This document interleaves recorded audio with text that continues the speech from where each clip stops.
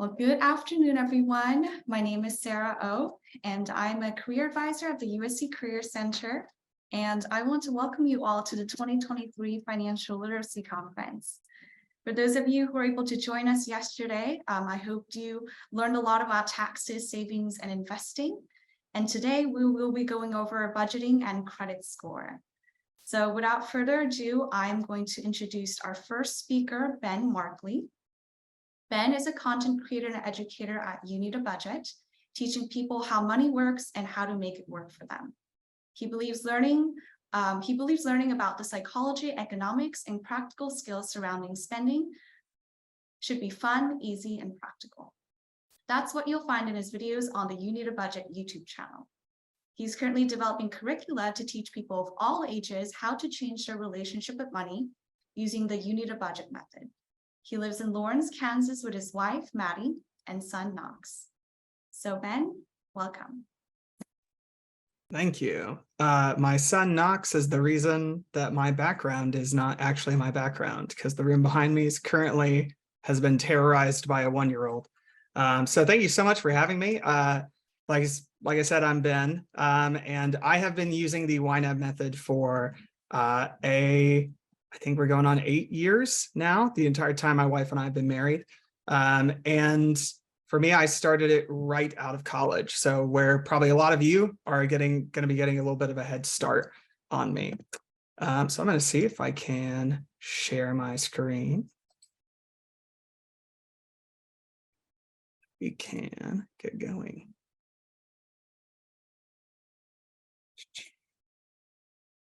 Okay. So my presentation that I want to give here is, I want to frame this a little broader, because I think for a lot of people, it's like, well, it's a presentation on budgeting. And the way I kind of view this presentation is it's about changing your relationship with money. We all have a relationship with money. If you think about yours, different words might come to mind. Does money make you feel excited or empowered or relaxed, at ease? Or does it make you feel stressed or anxious or guilty or restricted? All of those things are very common. And so today my goal is to help you have a more positive relationship with money. And I think at the core of your relationship with money, positive or negative, is your money management. Now, when I'm talking about money management, all I mean by that is how you make spending decisions, how you decide to spend the money you have. And an important point here is that every single one of us has a money management system, whether it is a 12-page spreadsheet or it's just going with your gut on something. We all have a way that we decide when to spend, what to spend on, when to save, how long to save, all those things. So what I want to propose to you is a new method for managing your money, the YNAB method. And these are 4 simple to understand rules that I think will help you have a better relationship with your money and make you feel like you have more control and a lot more peace when it comes to your spending. So rather than just explain these, I want to put these in the context of a story. So we're going to be following Levi. And we're going to start with Levi as a teenager in high school, when money is pretty simple. And we're going to see how these rules help him as he moves through high school, through college, up into full-on out in the world adulthood. So starting in high school, Levi's money questions are pretty simple, right? His parents pay for most things. So his questions revolve around things like, can I get this $70 video game? Right? Now, the question Levi's really asking, that he's going to be asking many more times throughout his life, is, can I afford this? And you would think that that would actually be a really simple question to answer, right? He just has to check his bank balance or his wallet. So let's do that. Let's say that Levi gets a regular weekly allowance, and he also does some regular kind of odd jobs each week. So he gets about $80 a week, let's say. So right now he wants to buy this $70 game. He sees there's $80 in his bank balance. 70 is less than 80, so he can afford it. So he decides to buy it. Later that day, he decides to go out with some friends and he wants to buy a milkshake. It's $4. He's still got $10 in his bank account. So he says, sure, let's go for it.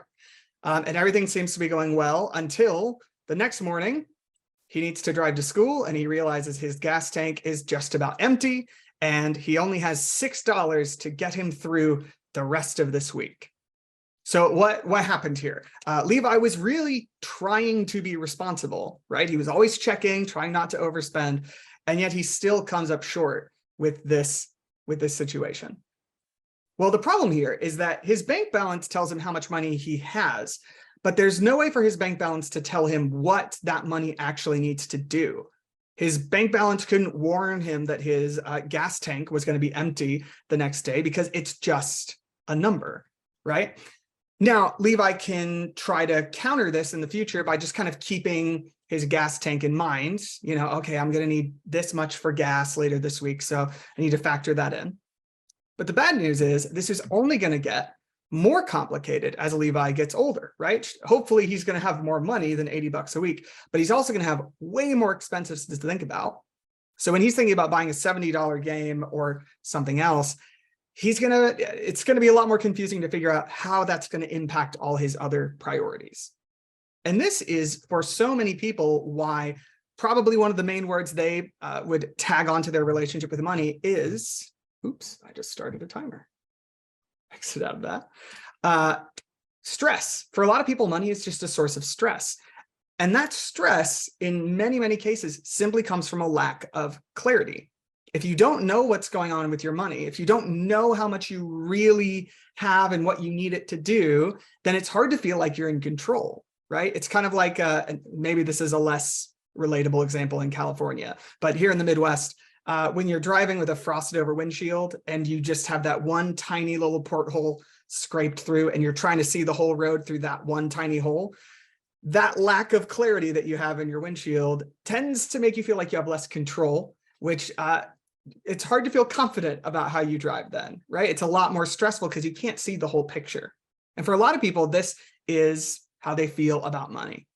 So how do we solve this problem? How do we resolve our lack of clarity so that we can have control, so that we can spend confidently?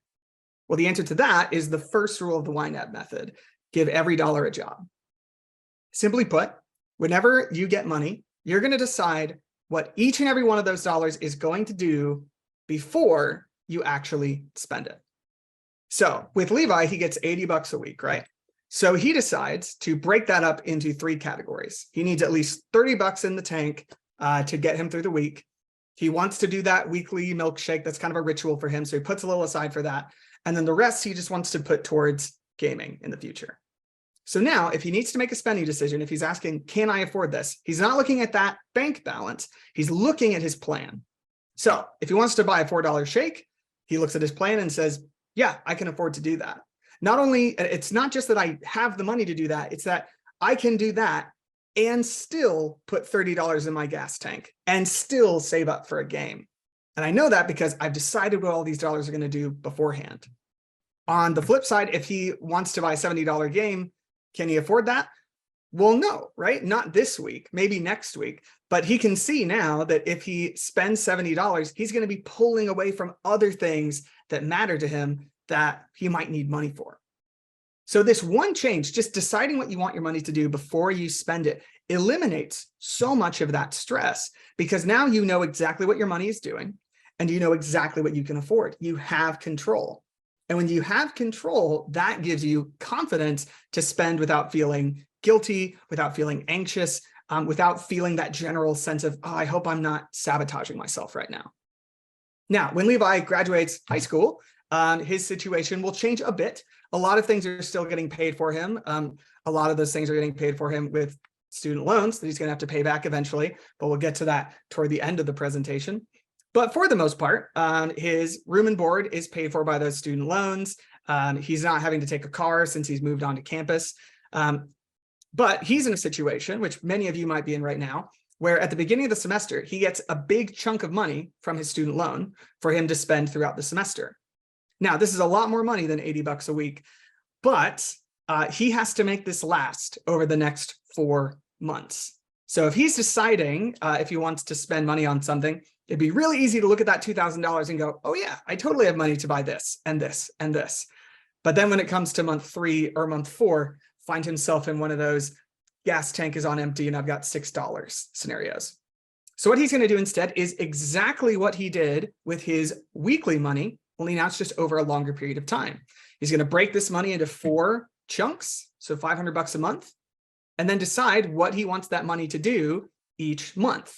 Create that plan so that now this $2,000 is broken up into these more purposeful, intentional categories each month. So that now if he goes out to a restaurant with some friends, he's not looking at that $2,000 that's going to tell him he can afford whatever he wants. Instead, he's looking at how much money did I decide I wanted to spend on dining out, and how much money did I want to spend on other stuff? And then can I afford this based on that? This is going to give him way more control. It's going to keep him from getting in trouble later in the semester and, pinching pennies and eating nothing but ramen. And most importantly, it's going to give him peace of mind. So for those of you in college right now who might be in a similar situation, this is one way that this method can really help you right now, is to be able to take those big chunks and split them into more intentional, organized groups. But we've been talking about rule 1 for a while, because for a lot of us, this is the most important question, is can I afford this? And rule 1 turns this question from a question of stress and confusion and angst into a stress-free question. It's a question that we can answer with confidence because we know we've made a plan and we know the money is there. But rule 1 is only the first rule. So let's fast forward to Levi's junior year. Things have changed up a little bit. He's decided to move off campus. He's decided to pick up a part-time job. So now instead of $500 a month, he's got $800 a month. And because he's got a job and he has to move from his campus to his apartment, he's decided he needs to get himself a car. So he decides to go out, buy a nice used car, take out a loan, all that stuff. So he's got more freedom. He's got a little more money. A lot of those expenses are still being paid for him. But he's going to need to change up his plan because with the car comes a lot more expenses, right? So let's look at a few of the expenses that this car will bring in. First of all, there's gas, right? That's going to be pretty consistent every month. But then it gets a little more fuzzy, a little more confusing because he's got to do car registration, right? And you only have to do that once a year, but it's $120 extra in a given month. And then there's car insurance, which for a young man tends to be a lot. So $1,200 every 6 months. That's more than he makes per month. So that's a little intimidating. But then also there's car maintenance, and that's even more intimidating because not only does he not know how much that's going to be, but also he doesn't know when it's going to happen. So how is Levi supposed to have that kind of stress-free spending, total clarity with his money when this is what his month-to-month situation looks like?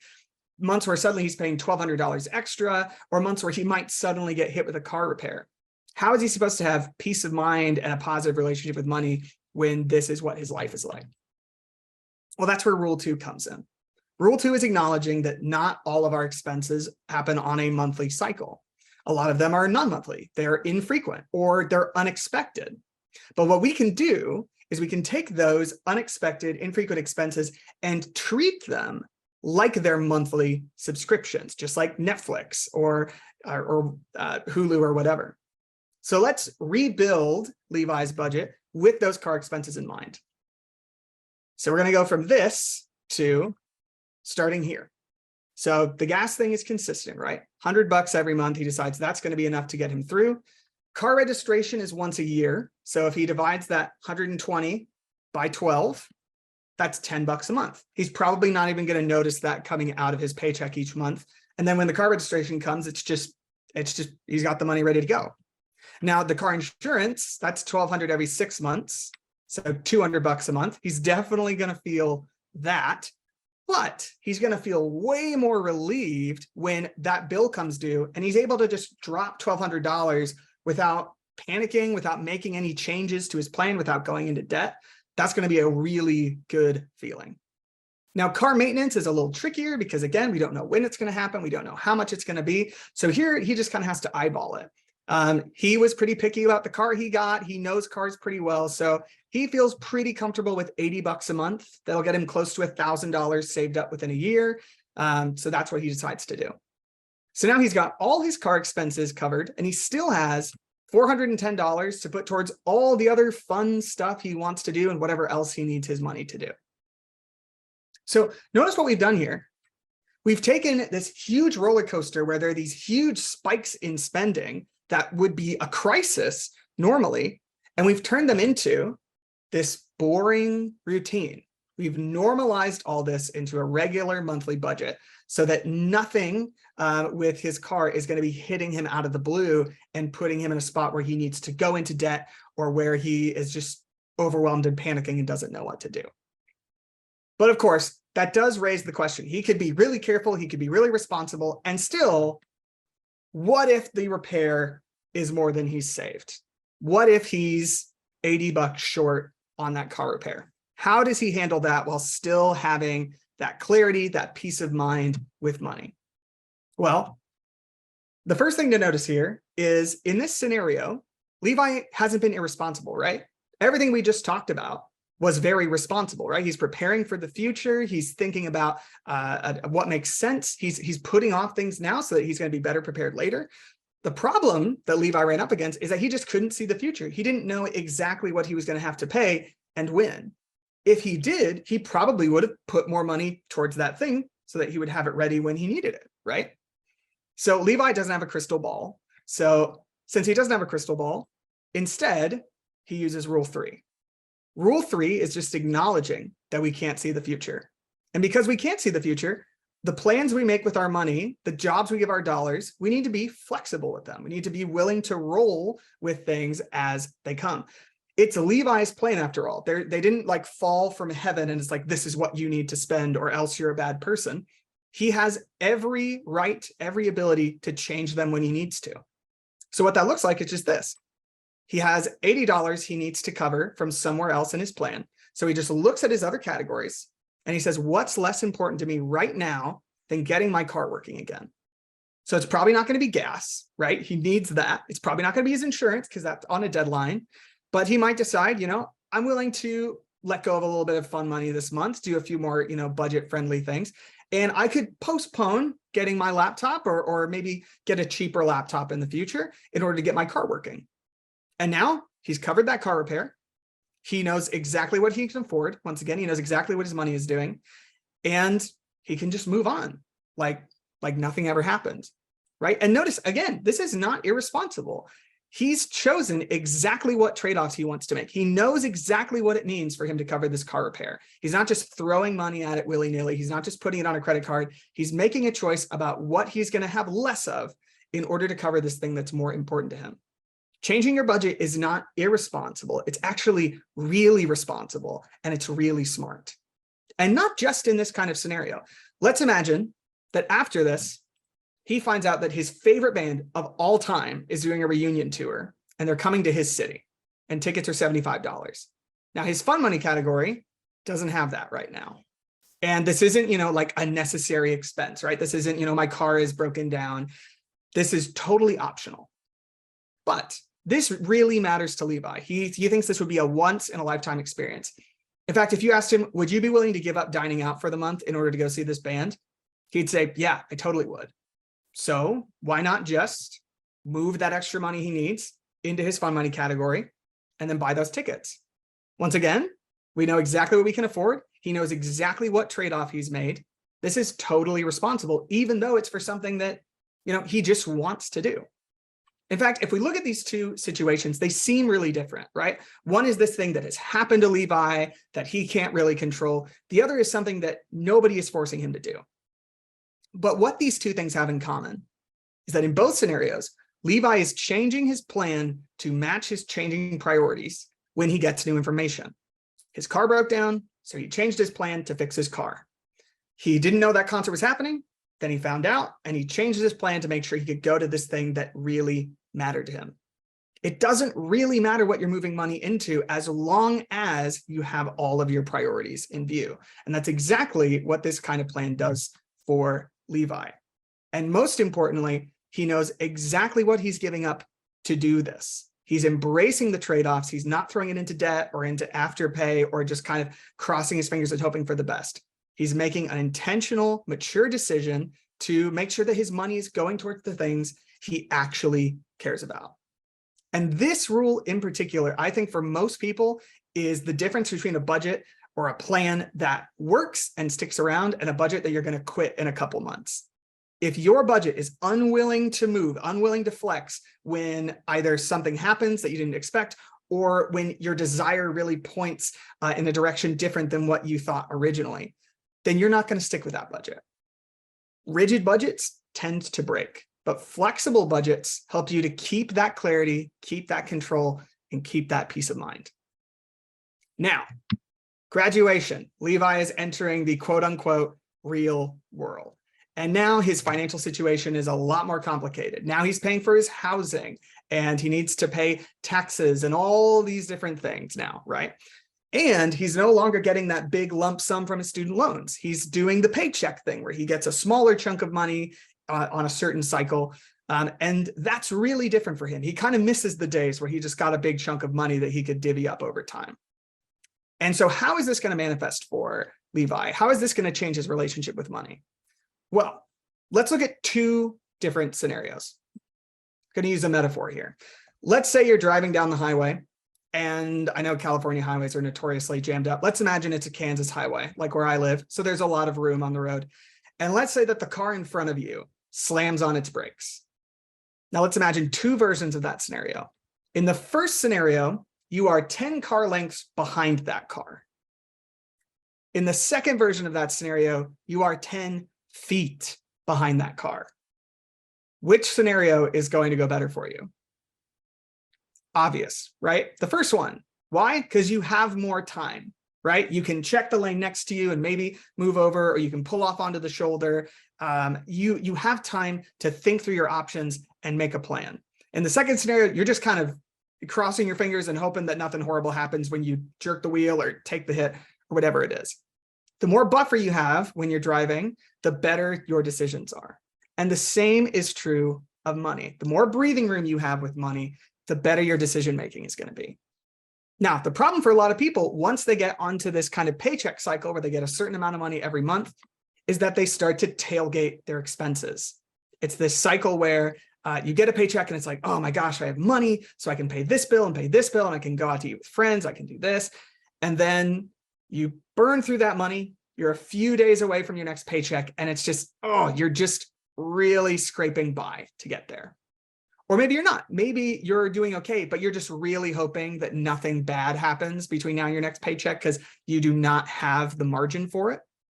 Or maybe it's just that you feel like you're never getting ahead. You're just earning money and then it's gone. Earning money and then it's gone. Nothing seems to change. You're just kind of treading water. Interestingly, this doesn't seem to be necessarily tied to income. A recent survey found that nearly half of people earning six figures live this way, where they are constantly reliant on the next paycheck in order to afford the life they live. And there are all kinds of statistics about Americans not being able to afford a $400 emergency and things like that. So this has a lot, while income clearly plays a factor, this has a lot more to do with how you think about your money and how intentional you're being. So this is where Rule 4 comes in. The principle of Rule 4 is to age your money, to build that buffer so that you have flexibility to make better decisions with your money. So let's say that Levi gets his paycheck, he's giving every dollar a job, and he realizes he has funded his entire plan for the month, and he still has $200 left over. Now he could put some of that towards some kind of fun thing, or he could put that towards a student loan debt or whatever, but he decides that he's going to just take that money and assign it to next month's expenses. He's going to set it aside to use next month. And let's say he does this every time he gets some extra money, whether it's a tax refund or a bonus, or just he gets a little money from a side hustle or something. He puts that money to next month.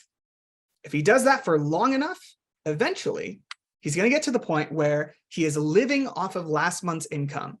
The money that he is spending in October is money that he earned in September, and the money that he's earning in October is going to get spent in November. This, when you cross this threshold of getting a month ahead, living on last month's income, this is a game changer for how you feel about money and how you think about it. Because for a lot of people, when they get a paycheck, the question is, okay, what does this need to do right now? What needs to get paid? What is currently like hanging over my head that I need to pay? But for Levi, if he's a month ahead, he's got a full month buffer. When he gets a paycheck, he's looking a whole month ahead, asking, what do I want next month to look like?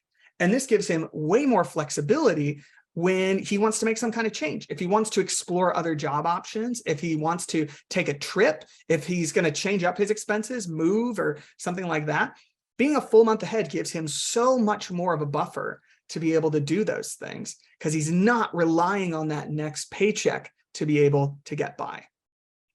It's really pretty simple. The longer your money sticks around, the more flexible you are, the more time and breathing room you have to make decisions. And when you have more time and breathing room, you make better spending decisions. That's the power of Rule 4.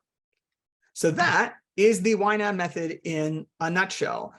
To review that, whenever we get money, we give it a job. We give every dollar a job before we actually spend it. We make sure that we include those non-monthly expenses by treating them as if they are monthly subscriptions. And doing that helps us kind of get off this roller coaster of spiking expenses and just kind of turn it all into this normal, boring routine. When things change, when our priorities change, when our circumstances change, we change up our plan based on what our priorities are. And we try to build up that buffer, build up our breathing room, whether it's 1 month, 2 months, 3 months, whatever you want, so that we have more flexibility and more peace of mind for whatever life is going to throw our way. This is how I've been managing my money for the last 7 years. It has helped me get out of student loan debt. It has helped me buy a house. It has helped me through having my first child, who then needed like a very expensive surgery when he was 2 months old. It's helped me in so many ways. And it's helped me to change my relationship with money from what it was in college, where I was constantly stressed and anxious about money, to feeling in control and being excited about what my money could do for me and for my family.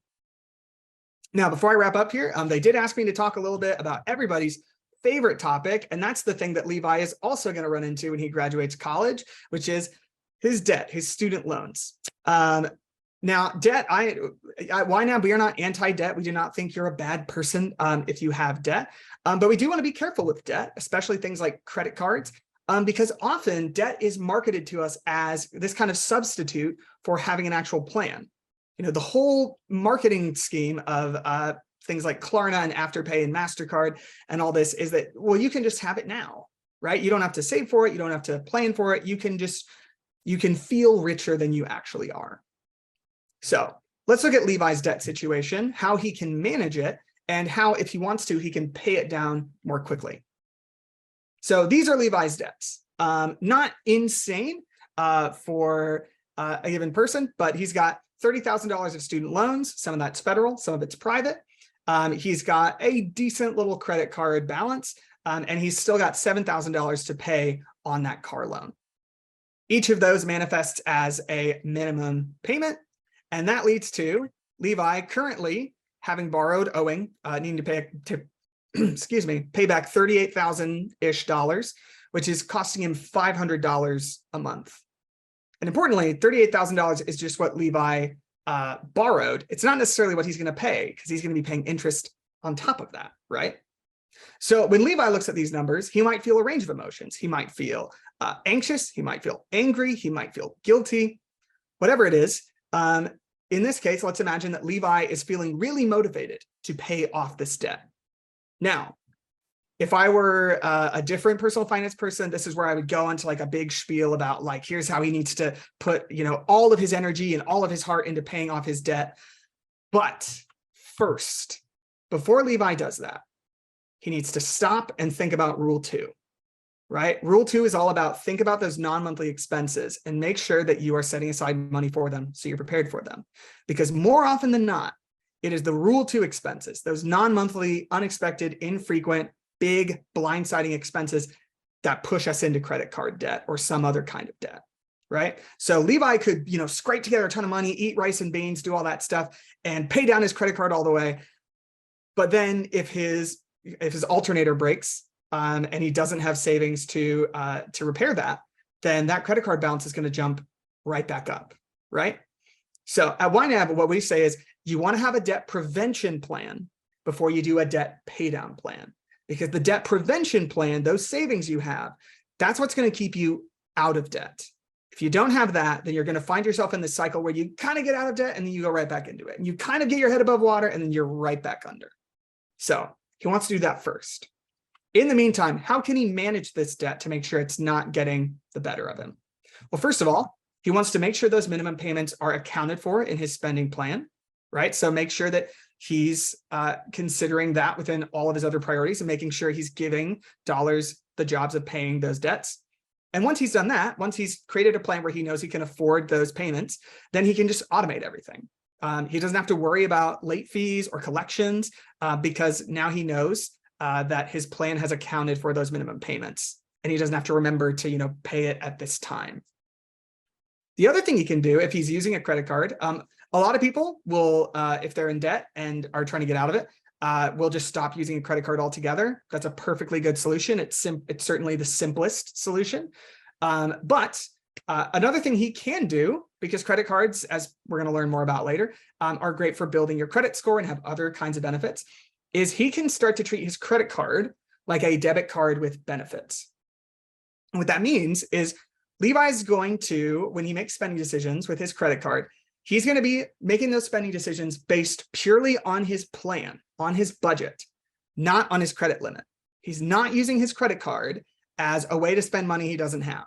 He's using his credit card just as a means of paying money, paying bills or expenses that also get him airline miles and credit score improvements, right? So if he buys $100 of groceries, he takes that $100 out of his groceries category in his plan, moves that to a credit card payment category, so that then he can pay off that entire amount and avoid racking up interest.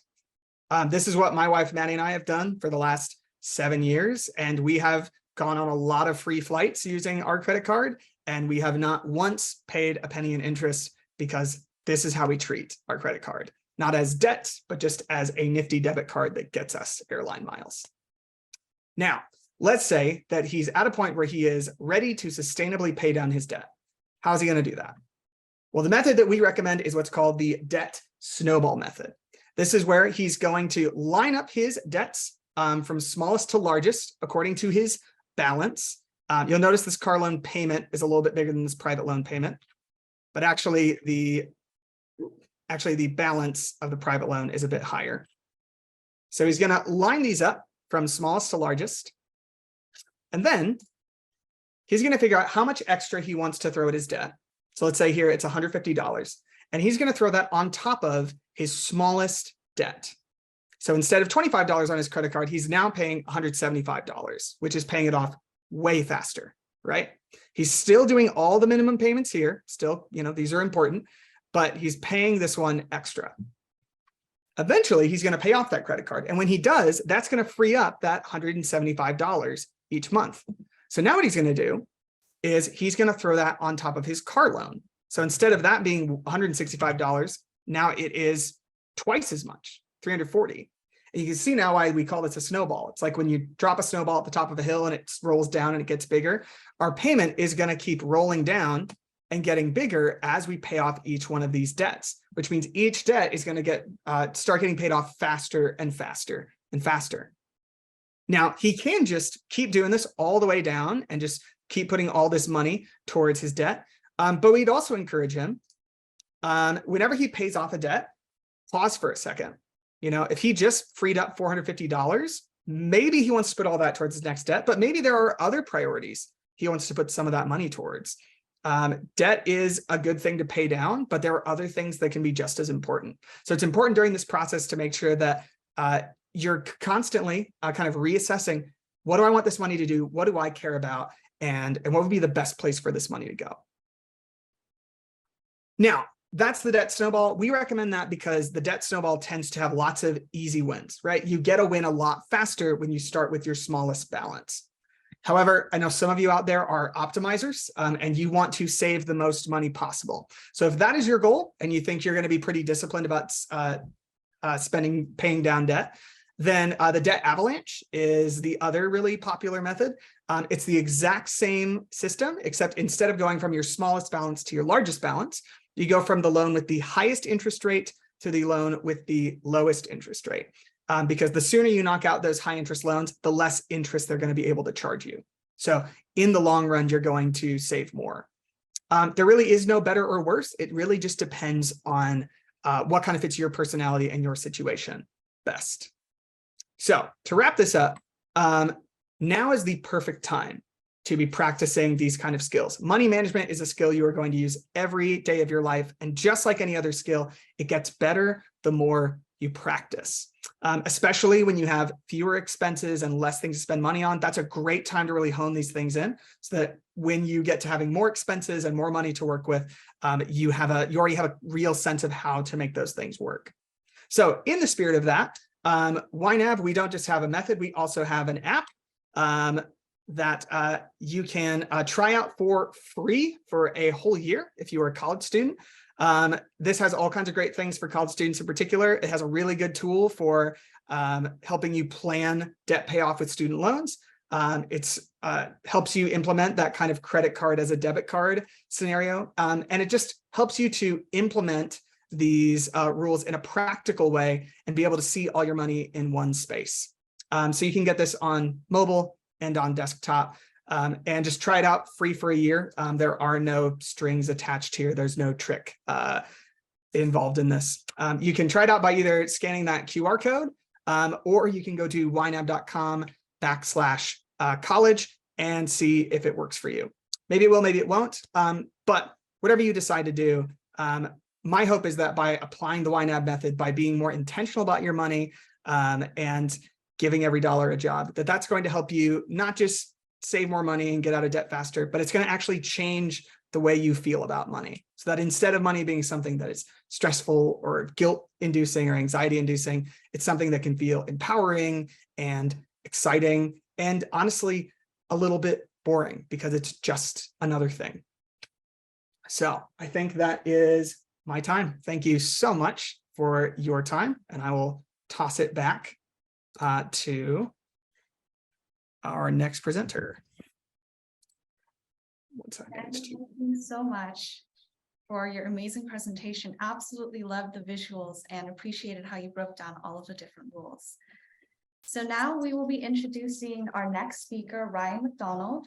He is the Director of Business Development at UBC Credit Union. With more than 15 years of financial services industry experience, Ryan assists our chosen family with a focus on student outreach. His expertise provides members with financial empowerment and education to equip them with the necessary skills, knowledge, and confidence to achieve lifelong financial success. So Ryan, thank you for being here.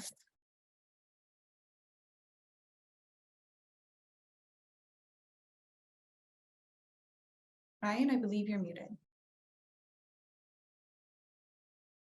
Thank you very much there, Sarah. I was saying thank you, and we'll jump into my presentation here.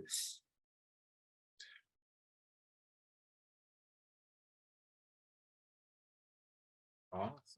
So we're going to be talking about credit, and probably one of the most important pieces of information that we have following us through our entire life.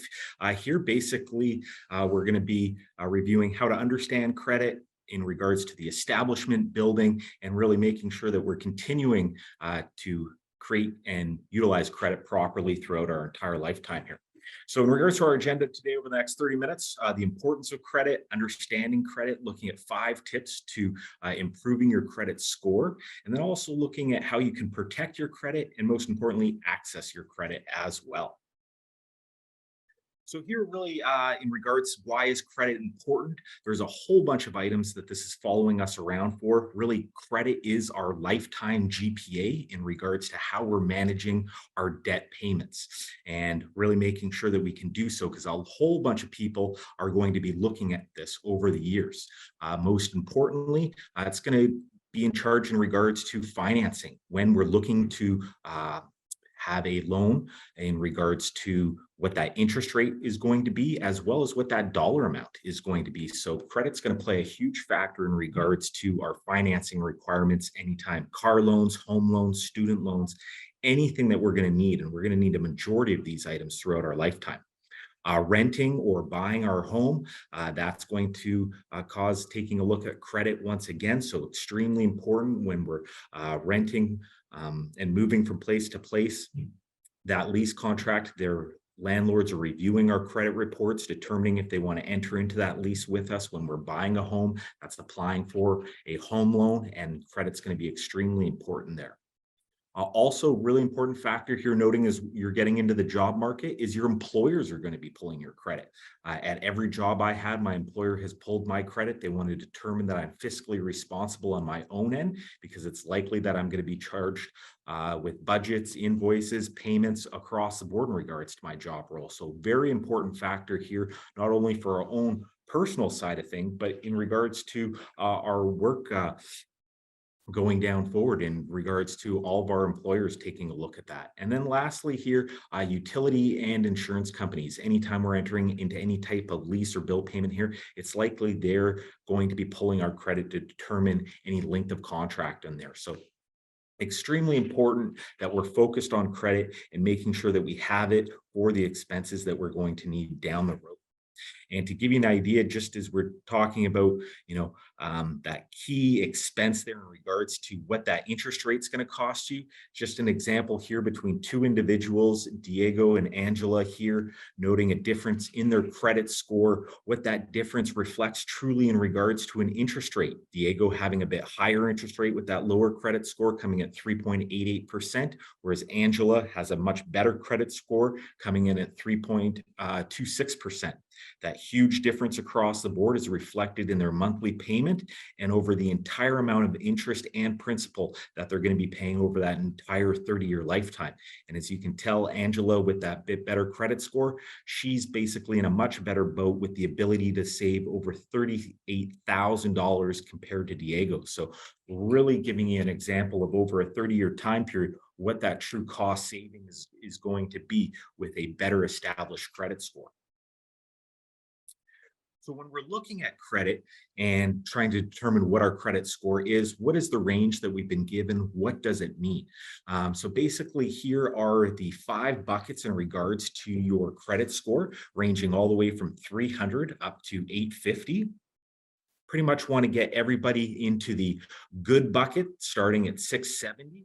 And moving forward. And this isn't something that takes, a week, a month, a year. We're looking at a continued time of building, managing, and establishing our credit over 20, 30, 40 years.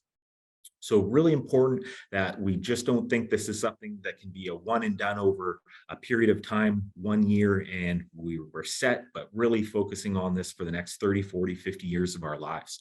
So really want to make sure that we get everybody in the position to have the best credit score possible. And most importantly, want everybody to strive for that 740 plus, between 740 and 760. That's going to give you best rates at the institution. And that's the position where you want to be, because that's going to give you more affordability for that loan and your cost savings within your budget.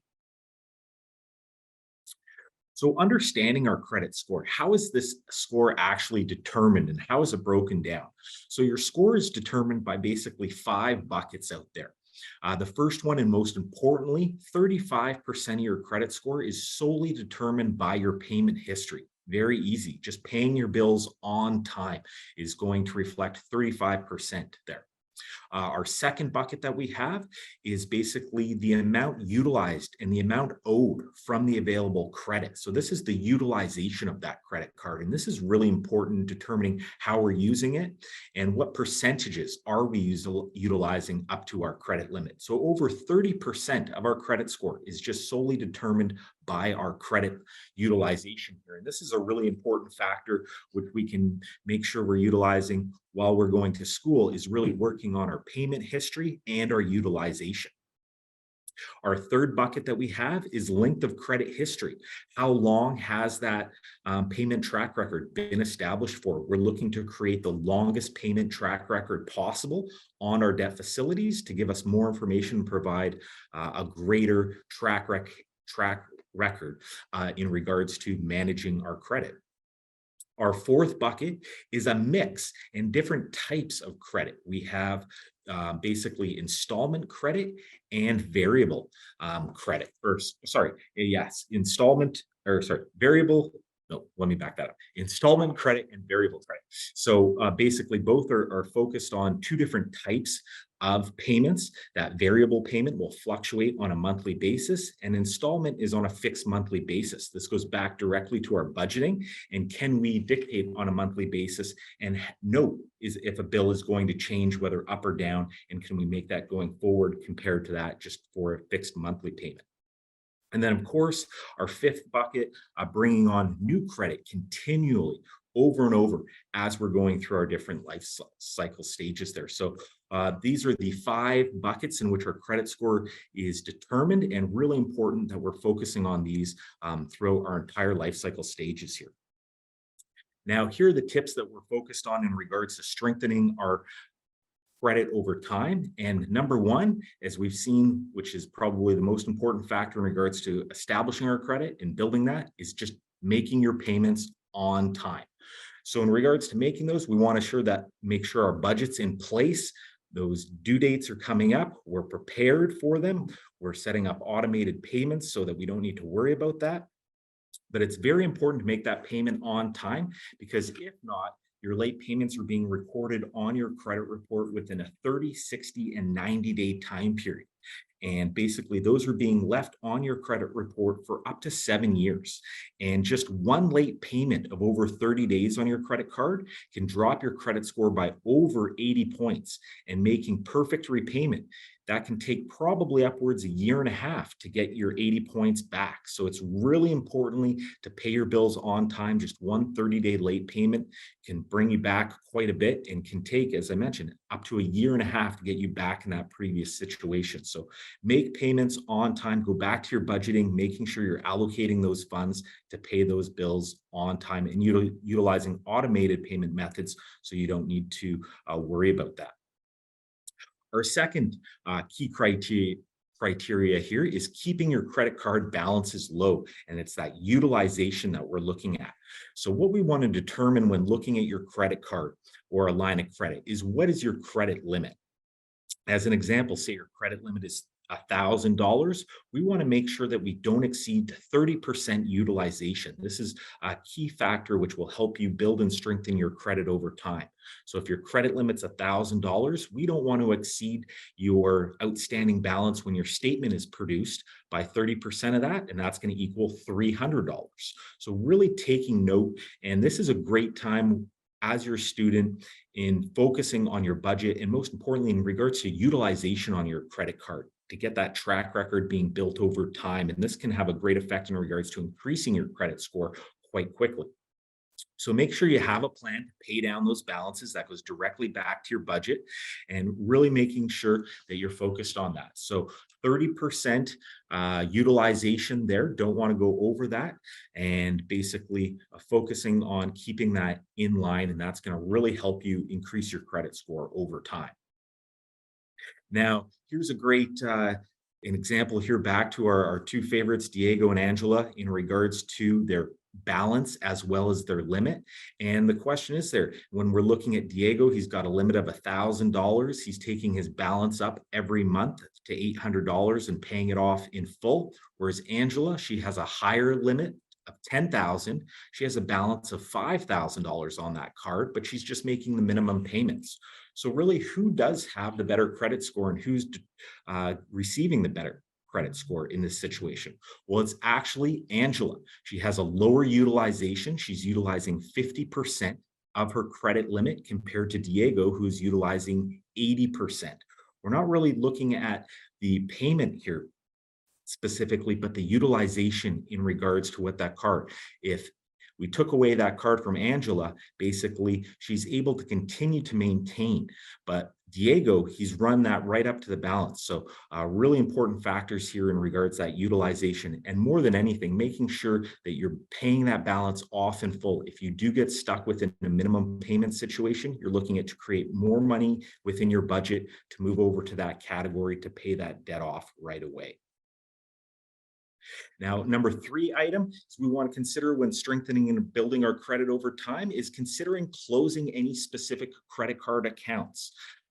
That is a true feature here, because what we're looking in regards to our credit report is just creating the longest track record possible there. So anytime you're looking to close a credit card, think twice about that, because removing that credit history could basically lower your credit score. So we want to keep them active. So basically, you have a credit card you're not using. Well, let's put a payment on that, every 1, 2 to 3 months there to keep that active, keep a payment going on that, keep it reporting to the credit bureaus there. So you don't want to all of a sudden get a new credit card and your existing credit card, close that down, because you lose that entire history. And what we want to do is keep that history open as long as possible. So look to avoid closing any older accounts, making sure that we've kept up those new active accounts for a longer time period than the ones that we're looking to close there.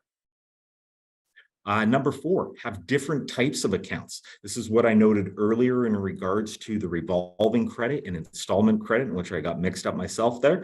So really important that we're able to budget and manage these different types of debt that we have here. And taking note, revolving credit, this is changing depending on what we're using out of that credit limit. So as a great example, one thing I got caught up on a bill when I first moved to California here was my AC bill.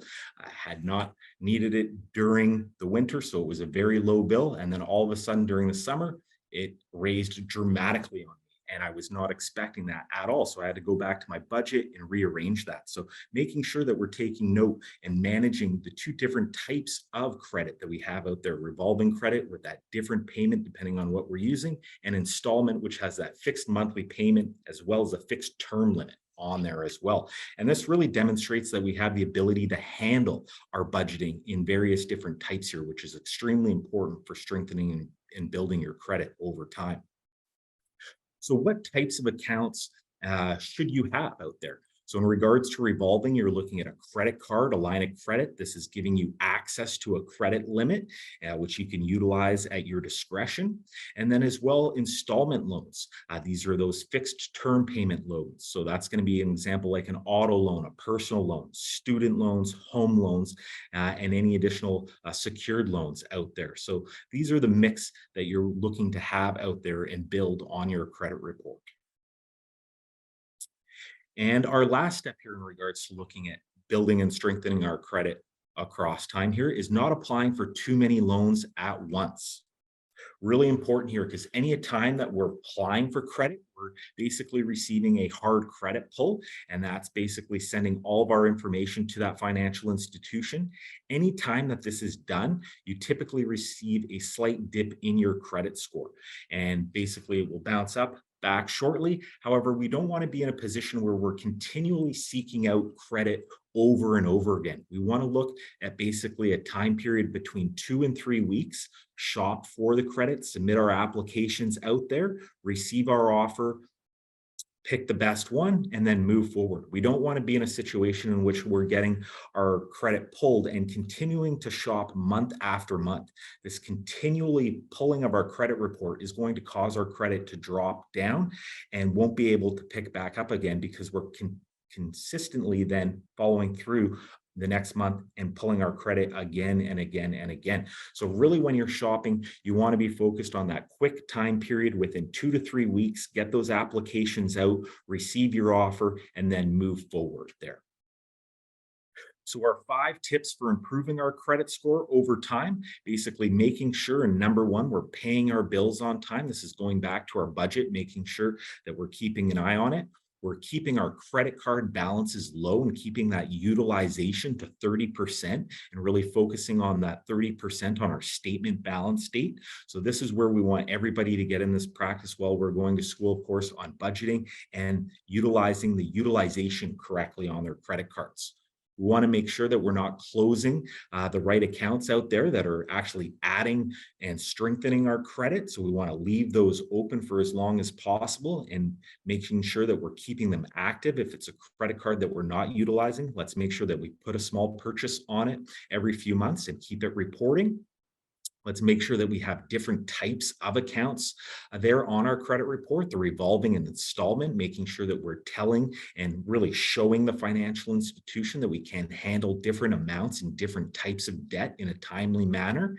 And then we're not opening too many accounts at once and not having our credit report continually pull.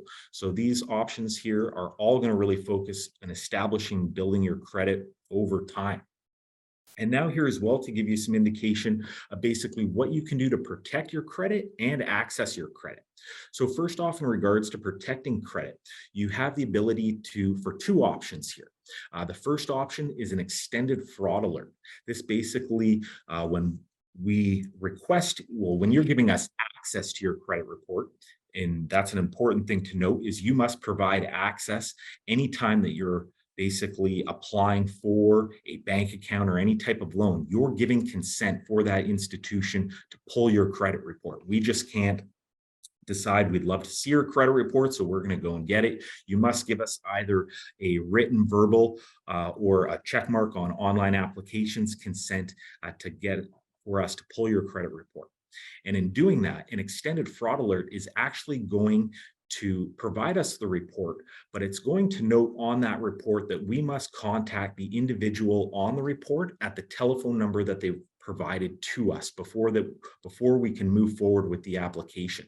So really you want to make sure that you're keeping up to date the telephone number when you put on an extended fraud alert. Most importantly, you're utilizing your cell phone number, because if you come into the bank, you're looking to apply for a car loan, we pull your credit report and I have you right in front of me. However, the telephone number that you've noted on your extended fraud alert is your home telephone number. You're actually going to have to go home, answer that phone for me to establish and verify you, and then come back to finish the appointment in person. So really making sure that it's a phone that you can access right away. If you're in front of me, I call it, you answer it right in front of me, and we're set to go in regards to moving forward.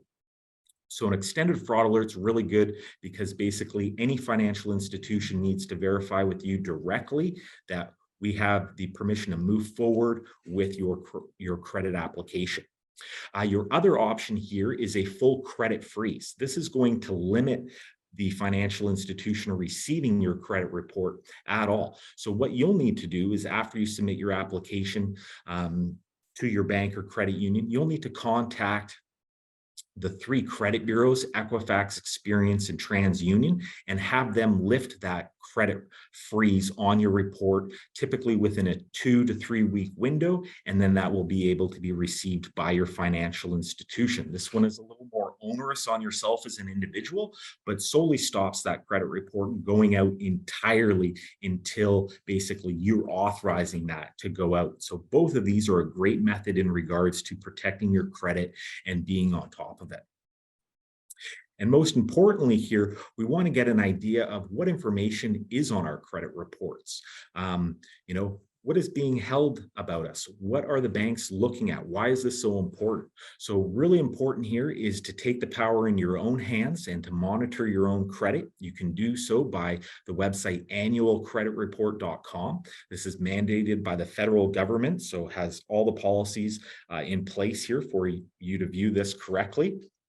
Really importantly, to do a credit self-audit on yourself. Go in, see what information is on the credit reports, making sure that it's correct. There can be a lot of transposing of numbers in regards to date of births. There can be misspellings of names and last names. So really want to make sure that you're reviewing that and determining it.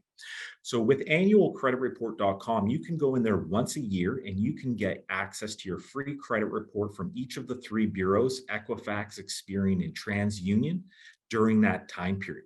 What I recommend your first time going in is pull all 3 at once. Do that self-audit. Check that personal information. You can review when you've had an inquiry, whether that's a soft or hard inquiry. And basically the difference between soft and hard inquiries are: a soft is just giving some information about your credit report, which may not cause your credit score to drop down a little bit, compared to a hard inquiry is giving a full report, and which will cause your credit report or credit score to drop deeply, but it will pop back very fast over a couple of weeks. Really giving you the opportunity to review any past due accounts. As I noted, we're taking note in any credit facility that you have, whether it's 30, 60, or 90 days late, and that will be identified on your credit report. And as well, if you're unaware of any collection items, these are going to show up on your credit report as well. So that first time going in, do a self-audit, pull all 3 reports at once. From there, again, and to have it every single year, pulling one every 4 months. This will help in regards to identity theft if you become a victim, because you're on top of your credit report and noting if any items come up on that report without your knowledge.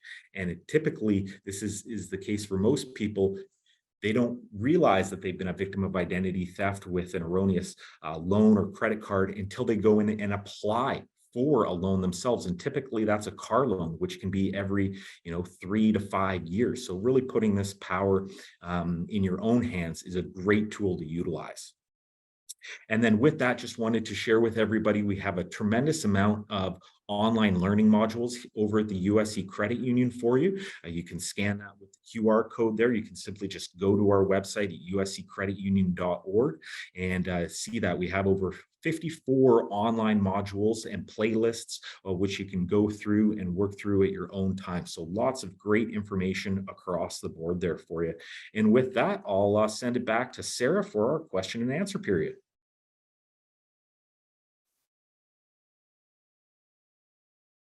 Awesome. Thank you so much, Ryan, for all of your credit score tips. It's important to start building your credit now. So students, make sure to apply everything that you've learned today. And with all that being said, we are going to jump right into Q&A. I see some great questions listed in the chat here. So I am going to select a few and then we can have both Ryan and Ben answer them. So starting from the top, and Ben, this is for you. How can you budget when you don't know your weekly/monthly income? For example, part-time dog walking, gig work, only get paid when clients book, but bookings are irregular. That's a great question. And I think under a lot of kind of models of budgeting, that is really hard to do because there's kind of this old idea of budgeting as you know what your monthly income is, and then you make the whole budget based on that plan. And you basically just have like a fancy list of bills. The way we think about budgeting and the way that it works in the app that we have is to think about your categories in your budget more as envelopes. And you don't put money into those envelopes. You don't assign dollars to those categories until you have it. So whether you're on a biweekly pay cycle or you're getting money more kind of sporadically, the key thing is that you're only putting money in those categories, in those envelopes, when you get it. And that gives you that kind of clarity that we're talking about, because whatever your income situation, that what you have in your budget right now is money you actually have. Now, as far as, kind of figuring out what's a reasonable amount to budget, that's really going to kind of depend more on your awareness of your own situation. But I think that is really the big difference maker is don't just write yourself a fancy list of bills that you hope to be able to pay. Write out your categories and only put dollars into those categories, only put dollars into those envelopes when you actually get them, so that you still have that, whether you're on a 2-week schedule or a who knows schedule, that when you are checking a spending decision, that the money that you have written down is actually available for whatever thing you're trying to spend money on. I hope that makes sense. Great, thanks, Ben. Now we're going to move on to Ryan. A student is asking, my credit score has dropped significantly after taking out student loans this year. I've always had an excellent score. Is there anything I can do to stop this? Yeah, now your score shouldn't have dropped dramatically in regards to just taking out those student loans. They would have dipped in regards to having your credit score pulled. But basically there's really nothing that you can do in the immediate near future. Here is basically those student loans have gone on your credit report, and the key will be once they start their repayment cycle that you're making the required payment. I would say during this time, as that's kind of having those loans has pulled that credit score down a little bit, but over time it's going to bounce back up, is then really focus on the utilization of your credit cards. Keeping that within 30%, that's going to help assist in bumping that score back up over time. But really in regards to your student loan, there's nothing that you can do directly to affect that. That's just a nature of the situation, is in pulling the credit and receiving those loans, your score came down a little bit, but once you're in your repayment mode, you're making sure that you're paying that on time. And then that's when your score is really going to start strengthening over time, is when you really are more in a repayment mode. Thank you so much. Ryan, we're actually going to stay with you because we have another question. Can you touch on the pros and cons of opening up new credit cards, especially if the new cards come with benefits like travel rewards that you want to take advantage of? How does opening up new credit cards hurt credit score? And what is the reasonable number to have? Hey, great question. There's a few in there, so we'll take them off one by one. But first off, in really noting credit cards here, lots of incentives out there, but noting that the incentives are to spend. We always want to take note of that and think about that and kind of always flip that backwards, as and Ben was noting out, is basically making sure that we're saving. If we're going to be focusing on spending, let's make sure that we're also focused on saving. We're paying ourselves first, considering ourselves as our own bank when we get paid, and setting aside some money.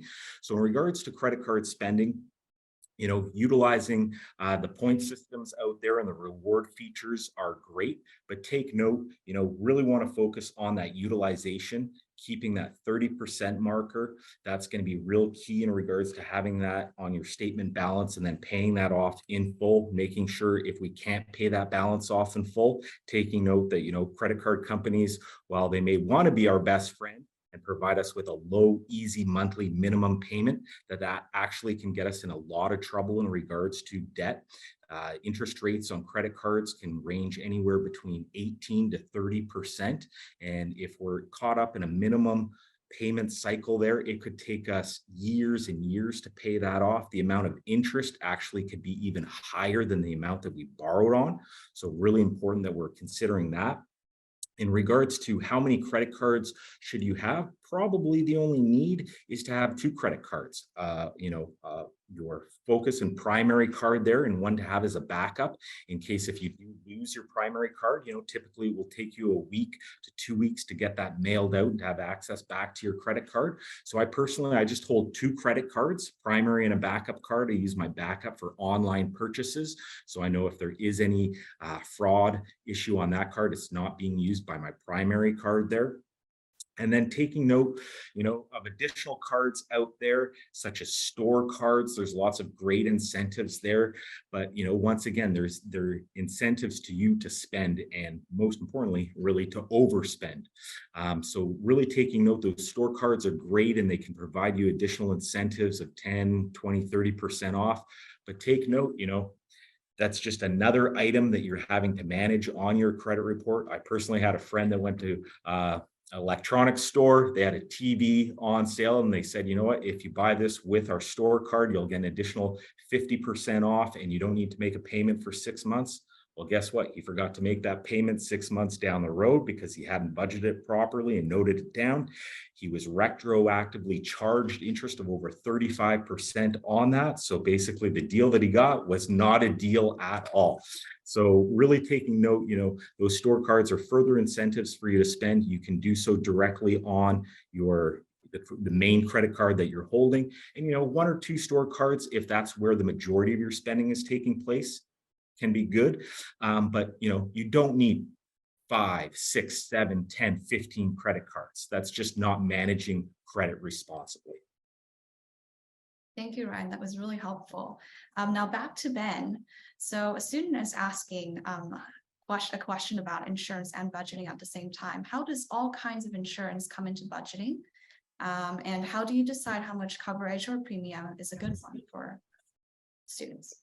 Yeah, I think that's one of those really good nitty-gritty questions. In terms of what insurance do you need? One of the things we talk about all the time with budgeting is that really all budgeting is aligning your money with your priorities. So obviously there's certain kinds of insurance that you just want in general, health insurance, car insurance, but there are other products out there. And so the big thing to think about, first of all, is this actually serving a need that I actually have? How likely am I going to be to need this? Because I just rented a car recently, and they will upcharge you for collision insurance, which with my credit card covers on its own, which is a good trick to know, by the way, if you're renting a car. So that can happen. I would say like the biggest thing that I think budgeting can impact with insurance is often you'll find that plans that have high deductibles have a lot more benefits and are ultimately kind of more cost effective in the long run than benefits that have low deductibles. And the benefit of a low deductible plan where you're paying a higher premium is that when your insurance kicks in and you need to, pay for a hospital visit or whatever, you don't have to pay as much upfront. But the downside is that you're paying them a premium every month, right? And hopefully you don't need your insurance. For different people, it is different if you have a recurring health condition. But if you're like me and relatively healthy, then paying a premium every single month, a high premium every month, when I only use my insurance every once in a while is not a great deal. So the real benefit with a budget is a budget allows you to kind of build that savings to have to be able to afford those higher deductibles, which for a lot of young, healthy people is probably going to be your better option. So as far as like, which should you go with? There's a lot of considerations there, your own health or the health of people you're covering being a really important one. But I would say if you're relatively healthy, a lot of the time you're going to find it's going to make more sense for you to get a high deductible plan.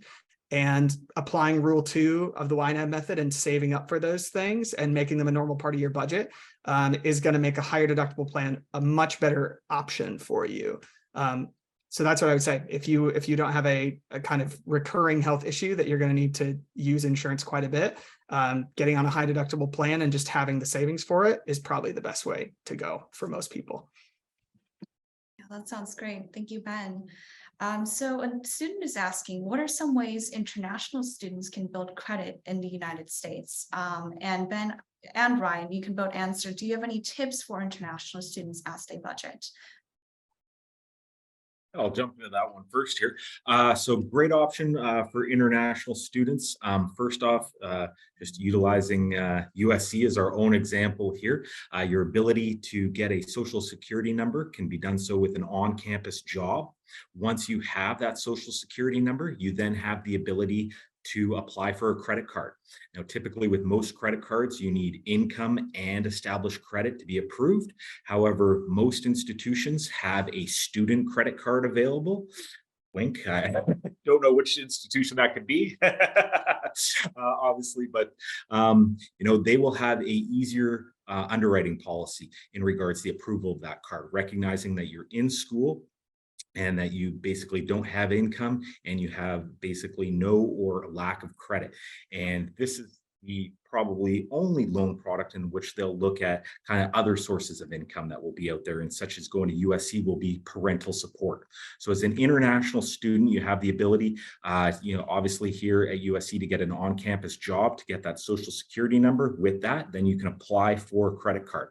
If you aren't working on campus and don't have the ability to get a social security number, you can still get a credit card that would be a secured credit card, putting up cash security of say $500 and getting a credit card. But without a social security number, there's going to be no tracking of your credit to your credit report. So that's going to be extremely important to note in regards to the importance of kind of, here at USC, utilizing the on-campus job to get that social security number. And taking note for international students and speaking with a lot of them upon their arrival, they may not think that they're going to stay here at USC. Well, there's a tremendous amount of international students that do stay. So utilize the time while you're going to school here and get that on-campus job, get that credit card, establish and build credit, while you're going to school. So once you enter the workforce, and if you decide to stay here in the US, you've already taken the time to establish and strengthen your credit score. Ben, I'll pass it over to you for any additional insight there. Yeah, I mean, a lot of my insight is just going to be one of the, as you talked about, Ryan, one of the biggest things that's going to negatively impact you is missing a payment in some way. So this is, again, where I'd say international students, in a lot of ways, their budgets are going to look very similar. But for instance, if you're someone who's going to go back and forth between home and here or something like that, just if you're making a budget, make sure that you're thinking to save for those things so that you're not overly relying on credit and like overextending your credit utilization, or potentially racking up a payment that's going to be difficult for you to pay back. But yeah, apart from that, I think just having a plan in general is going to make it much easier for you to have a manageable credit spending situation. Great. So we have a question for Ben. A student says, I understand the concepts, but how do you help keep those separations of your money? I know you talk a little bit about using you need a budget, but a student's asking, can you use an Excel tracker, different bank accounts for each job? Do you have any tips surrounding that? Yeah, I mean, so it's probably no secret that I would recommend the YNAB app, but you can utilize the YNAB method in all kinds of places. There are people who just do their own Excel spreadsheets or use a different app. The main thing I would say, I would not personally recommend doing multiple bank accounts. A lot of people, I did that when I first kind of started, when I first graduated college before YNAB. And the issue with multiple bank accounts is that it can get very confusing. It can get very difficult to manage. And if you're not transferring things at the right time, or you kind of miscalculate something or whatever, you put yourself at a higher risk of something like an overdraft or some bill not being paid on time. So what I would recommend is, as far as accounts go, I would try to keep those pretty minimal, like a checking or just a checking and a savings account for most people is going to be fine. And then your plan is just going to be tracking, is going to be where you're going to be giving those dollars jobs. So your bank is where those dollars live, and your plan, whether that's in YNAB or Excel, is where you're doing the job of assigning those plans. And then as you go, the way we do it at YNAB is you want to write down how much you actually have set aside for that thing, and then be tracking your spending as well. So how much money is going into the envelope and how much money is going out. YNAB, I think, is really great for that. It's designed to do that really easily, but you could use pen and paper if you wanted to. But I think the key thing is distinguishing between the bank is where the money lives, your plan, wherever it exists, that's where you're going to do all this tracking of jobs and money being spent and all that. Exactly, great. So a couple more questions, and this is for both Ryan and Ben. So Ryan, we can start with you. When applying for a rental apartment, they need to pull your credit multiple times. So will that lower your credit score, and will the score become so low you can't qualify for an apartment? Hey, great question. So yes, they are pulling your credit score. Typically, you're probably in a situation where you're looking within a short period of time, and it's just not going to run, over months and months and a year. So you're not having your credit report pulled all the time. You're looking, within a short period of time for a place to live, and that's kind of that situation. Within that month realm of basically looking and applying for your apartments is the key. Because basically within 2 to 3 weeks, any hard credit score pulls are just going to count as one and not multiple. So that's the real key there. And then just finding the offer that works. So I think the key is, it pulls your credit score down every time your credit report is pulled, but over time it bounces back up within a reasonable time range there. The key is just not, in shopping for a new place to live, is taking too long and just continually doing it over and over again, making sure it's really within that month time window there, applying, and then within that month you'll find the offer and then going from there. Great, thank you. And Ben, there's a question that says you need to earn three times for 6 months more than the monthly rent amount. So we're still talking about rent here. How do you do that as a student with loans? That is a great question. That is probably more of an income question, I would think, which, as far as budgeting goes, you can do a lot with it, but it is always going to be restricted by how much money you actually have. So in terms of that, you're going to need some form of income. Some student loans are going to give you enough of a disbursement to where that's going to be manageable. You definitely want to be looking at that for sure, because if you're going for these really high above your kind of what you have available month to month, when you're looking at an apartment, that's going to be really difficult to swing. You're more likely to be rejected at those areas. So probably my best advice there would be, if you are getting that big disbursement, to do what Levi did, break that up into monthly amounts. So then you have a good idea of what your reasonable, like the amount you could spend on rent would be, and use that as your baseline, rather than hoping that because you have a bunch of money in your account right now that you can get somewhere really nice. But yeah, a lot of that is going to depend on, are you making income beyond your student loan disbursement? But I would say the key there is to make sure, if you have that big lump sum, break it up so you know how much you're actually working with, not just, how much money you have total. Right, great. And we have a question about the You Need a Budget app specifically. So a student is asking, am I still eligible for 1 year as a student, even if I had paid for You Need a Budget in the past?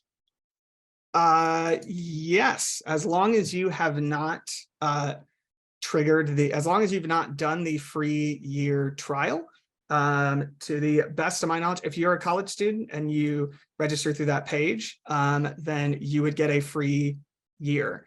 I'm not 100% on the details of if that would be prorating or if you get a refund, but yes, if you are a college student and you've never gotten the trial before, then you are eligible to get a free year, even if you already pay for the subscription.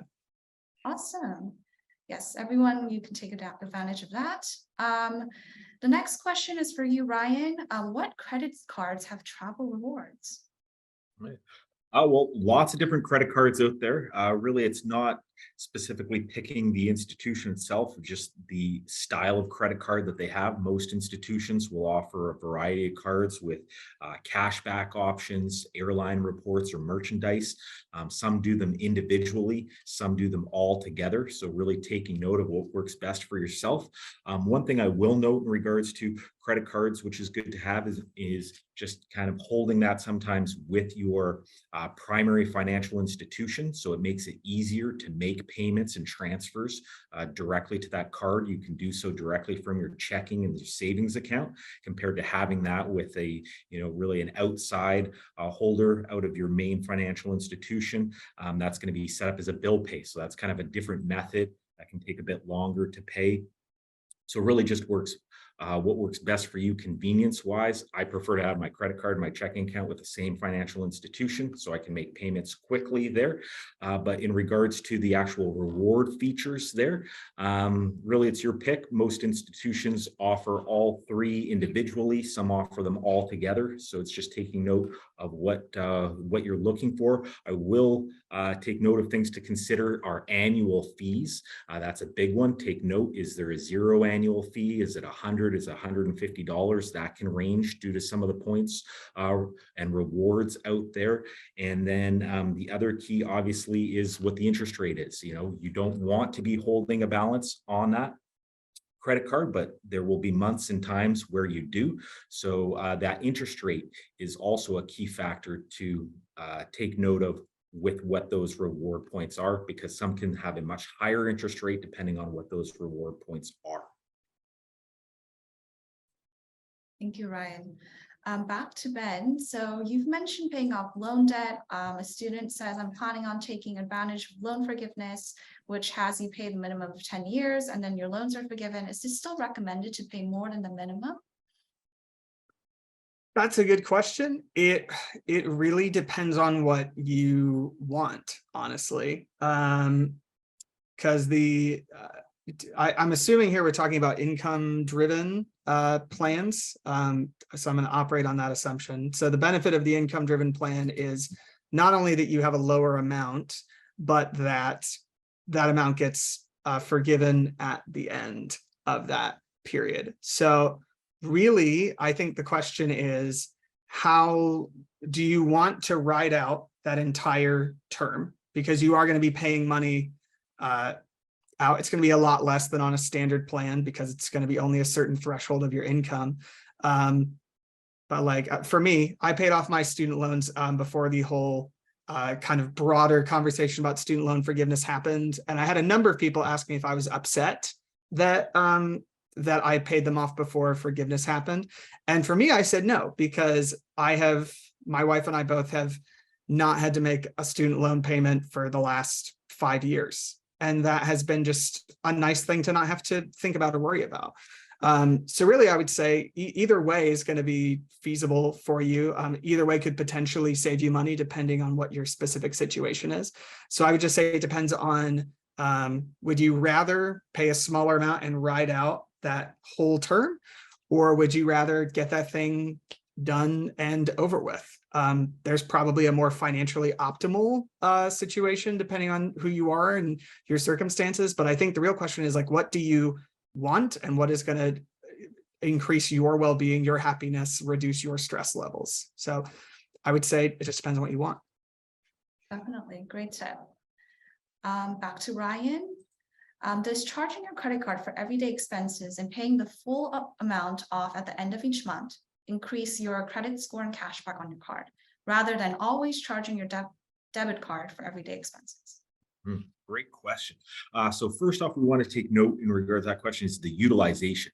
As most of us are utilizing the credit cards to take advantage of those reward points there, we're typically utilizing that credit card to its full credit limit and hopefully being in the habit of paying that off in full at the end of the month.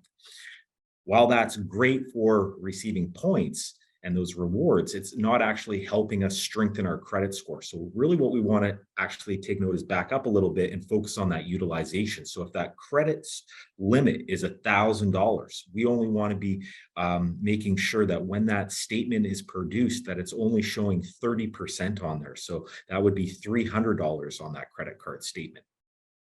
By all means, you can utilize your credit card higher than that, but we're not taking advantage of building our credit over time with this feature. So what I would recommend is if you want to take advantage of those points, you can do so, but make a few multiple payments or make a payment before your statement date shows up so that you can bring that outstanding balance down within the line of that 30% threshold. So for myself, I typically do want to take advantage of the rewards. I spend quite a bit on a monthly basis on my credit card, but I'm making actually a few payments before that statement balance is generated so that it's reflecting that I'm keeping my credit card within a 30% threshold. Now, what you can do, is basically just utilize your credit card up to 30%. You could switch that over to your debit card afterwards, whichever works best for you. But take note, when utilizing your debit card, you're not building any credit. You're not establishing any payment track record on that. So a debit card is taking that money directly out of your checking account, which is great for budgeting purposes. That money was there. Now that money is gone. Compared to the credit card is we need to factor in our budget and setting aside that money. I like to always know if I'm going to spend something on my credit card, I better have that money directly in my bank account to make that payment if I want the next day, or most importantly, before that statement date, so I can make sure that I'm always showing a 30% utilization on my monthly statement. Thank you, Ryan. So back to Ben. A student is asking, our bartend, therefore a lot of my income is variable tips. How do I go about budgeting when my income is variable? Yeah. So again, so the thing we say at YNAB quite a bit is we only assign the dollars we have into our plan. So going back to that idea of the envelopes, the key thing we want, especially if we're in a situation where money might be tighter, and we're a lot more dependent on our next paycheck or something like that, we want to know beyond the shadow of a doubt that what I have in my plan is actually there.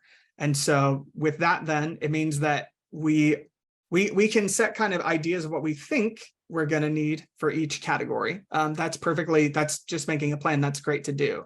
But when it comes to actually saying, I have $400, $300, whatever dollars for groceries, if my budget says I have $300, $400 for groceries, I want to make sure that's actually true. So if I've budgeted to the point where with everything else, I can only have $200 for groceries, then I want to make sure that that's all I'm budgeting. The question that that I would ask myself if I've just gotten, my paycheck and I'm trying to think of where does this need to go, is what do I need? What does this money need to do before I get paid again? That's the question. That's the question you're living with anyway, if you just don't have a plan. But within kind of a YNAB method budget. We're doing that more intentionally so that we can feel more secure and certain about what money we actually have. So that then when we make spending decisions, we know we're not accidentally overdrafting or putting ourselves into debt or things like that. Awesome. Thank you, Ben. And we have time for 2 more questions. This is for Ryan. Are there any services that can guarantee having negative things removed from your credit report? And do you have any ideas if employers are able to see your credit report? So the last one there, employers definitely are pulling your credit report. You can guarantee that in regards to you accepting their letter and going through that background check. That will be something that you'll be signing off on, and absolutely guarantee that they're reviewing your credit report, most notably to see, are you making late payments? What they're looking for is, are you fiscally responsible in regards to maintaining your own budget and keeping your payments on time? Because likely that's going to be one of the many jobs that you're responsible for. So that was the key right there. What was the first part of the question there, sorry?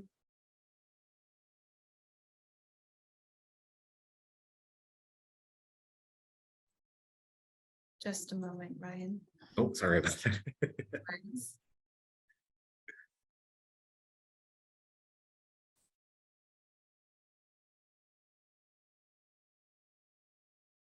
I'm so sorry, my screen is frozen. Just a moment. Oh, not to worry. So I think it had in regards to, it was, let's see, was it multiple times credit was pulled? Yeah, I think the question was, are there services that can guarantee removing? Oh, that was it. Thank you very much, Ben. Perfect. Awesome. That is a tricky one because there are a lot of companies out there that promise this. What they can do and they can't do, I really don't know myself, but what I can tell you is nothing really is removed off of a credit report.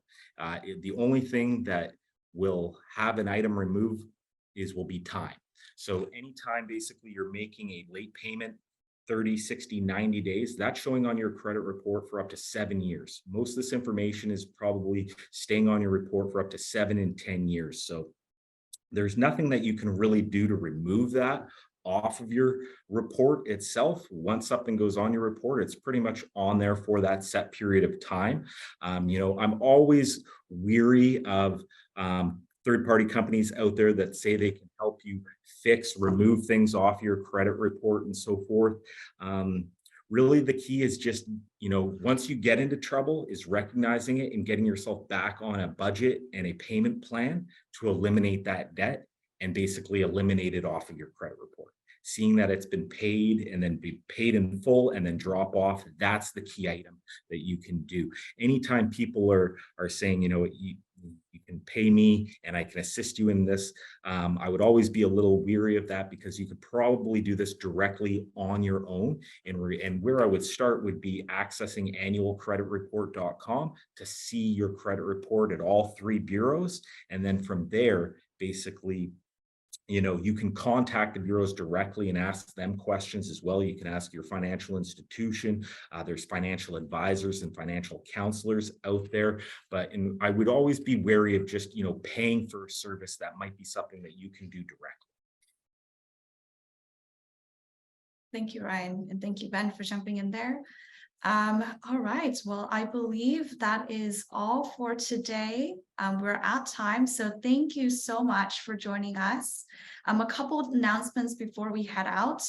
We will be drawing a raffle by the end of this week. So for all of the attendees, you do have a chance to win a $50 gift card, so stay tuned for that. Again, like Ben mentioned, you need a budget. You all have access, 1 year free access as a college students. So please take advantage of that as well. We have financial literacy booklets for you at the office. So if you want to stop by, grab a booklet and also get a chance to talk to some of our advisors and learn more about the Financial Literacy Conference, please do so. And lastly, thank you again, Ryan and Ben, for your time. We really appreciate you being here. Yeah, thank you for having me. It's been a pleasure. Absolutely. A pleasure indeed.